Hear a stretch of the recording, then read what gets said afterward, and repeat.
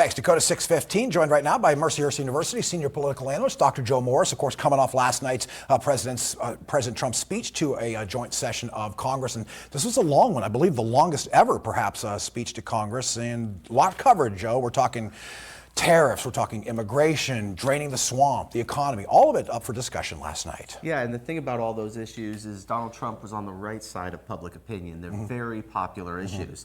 And when I reflect on this speech, what I watched last night, I think it was an enormous win for Donald Trump.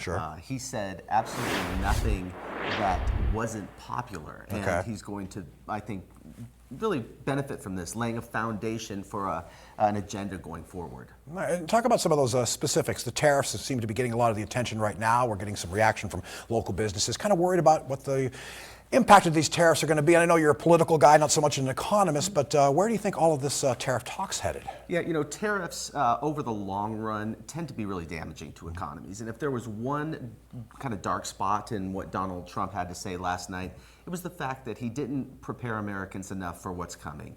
If these tariffs are long-lasting, there's a very strong likelihood that we're going to see a lot of negative impacts. And in fact, we've already seen some of those in the stock market in the last few days. So when you say this could be a lengthy process, how long in your mind could that be? And is there any point where you feel the American people's patience wears out? Well, you know, trade wars have a tendency to escalate, and if that's the case, it could be really problematic for us.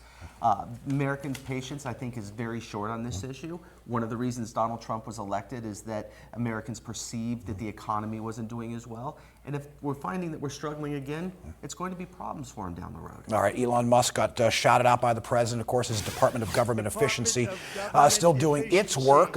What do you feel like the Americans' patience, I suppose, with Elon Musk is at this point, the level? Well, Elon Musk is, I think a lot of Americans really appreciate what he's doing in theory, and that is strengthening government by making it more efficient. But at the end of the day, we're talking about tens of thousands of Americans who no longer have jobs as a direct result of the work of Elon Musk. So I think that's a real, I think a flashing yellow light for Donald Trump. He can only go so far. We saw some Democratic dissent.